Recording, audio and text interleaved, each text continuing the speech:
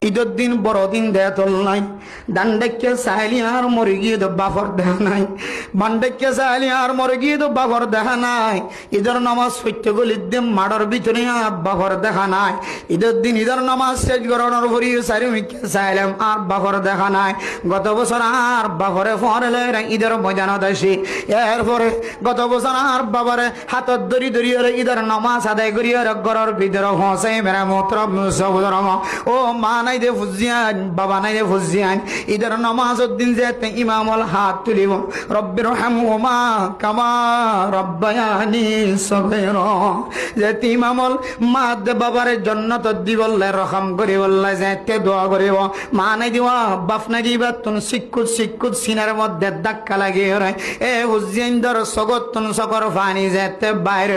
তখন যদি হ আয় আল্লাহ আর বাবার হক আদায় করি ন পারি, আর মার হক আদায় করি ন পারি, আর বয়ানদের হক আদায় করি ন পারি, বয়ানদের হক আদায় করি ন পারি।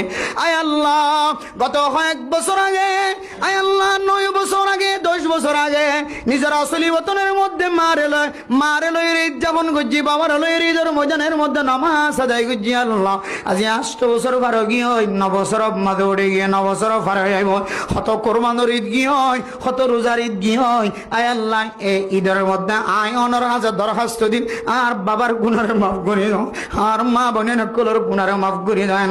যদি ও মুসলিম